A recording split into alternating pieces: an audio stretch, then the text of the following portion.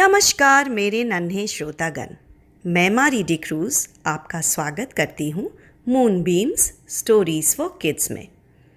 आज जो कहानी मैं आपको सुनाने जा रही हूँ उसका शीर्षक है धोखेबाज पंछी, जो एक जातक कथा है।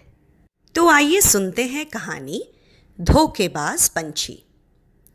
बहुत समय पहले की बात है। हिमालय की घाटियों में पक्षियों का एक झुंड रहता था। एक दिन पक्षियों के राजा ने कहा, तुम सब अनाज ढूंढने जाओ। यदि तुम्हें कुछ मिलता है तो मुझे बताओ, हम सभी उसे बांट के खाएंगे। सभी पक्षी फिर निकल पड़े। एक पक्षी बहुत दूर उड़ा। उसने गाड़ी भर अनाज लिए हुए एक कारवां रास्ते से गुजरते देखा।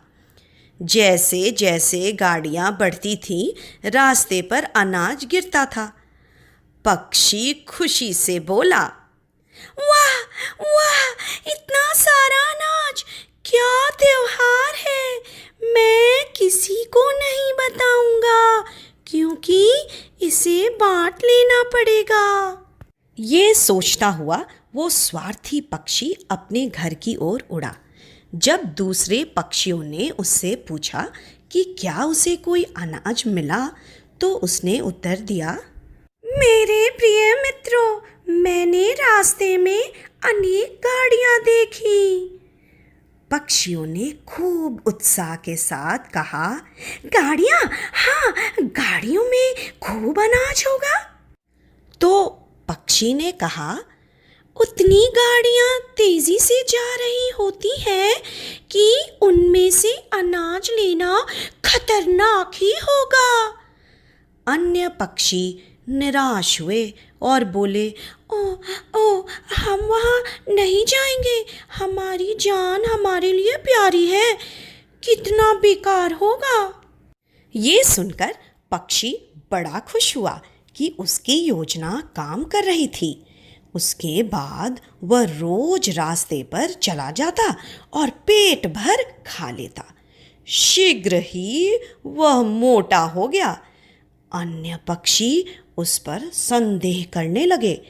एक दिन जब वह रोज के जैसे चल पड़ा, उनका राजा थोड़ी दूर से उसका पीछा करने लगा। राजा ने उसे अनाज खाते हुए देख लिया। तभी उसने समझा कि उसने दूसरों को धोखा दिया था। जैसे वह देख रहा था, एक गाड़ी रास्ते पर आई। लोभी पक्षी ने गाड़ी देखी और कहा, गाड़ी अभी दूर ही है, थोड़ा और खाने के लिए मुझे समय है। वह अनाज चुगता रहा। गाड़ी तेज चल रही थी। पक्षी चिल्लाया, आ ही गई, ये गाड़ी आ ही गई। परंतु उसके उड़ने से पहले ही गाड़ी ने उसे कुचल दिया। ओह ओह ओह! पक्षियों का राजा जब उस पक्षी के पास उड़कर आया तो वह मृत्यु के द्वार पर पहुंच चुका था। पक्षी बड़ा लज्जित हुआ और कहने लगा, हुजूर, मैं बहुत शर्मिंदा हूँ और दुखी भी हूँ, मुझे माफ कर देना। ये कहकर वह मर गया। पक्षियों का राजा अपने झुंड के पास पहुंचा और सारी बात बताई। उसने कहा, मुझे विश्वास है कि अब आप समझ गए होंगे कि स्वार्थ और धोखे से अपना ही अंत होता है। तो बच्चों, ये तो आप समझ ही गए होंगे कि इस कहानी से हमें क्या सीख मिली है। स्वार्थ और धोखे से अपना ही अंत होता है। तो ये थी आज की स्टोरी। ऐसी और भी स्टोरी सुनने के लिए नीचे दिए गए सब्सक्राइब बटन को ज़रूर प्रेस करें और बेल आइकन भी दबाना ना भूलें, क्योंकि तभी तो विदाउट वेट मिलूंगी मैं सबसे पहले इन योर नोटिफिकेशन। शेयर करें इस वीडियो को। थोड़ी कहानियाँ और थोड़ी नॉस्टैल्जिया शेयर करने में ही तो असली मज़ा है। शुभ रात्रि।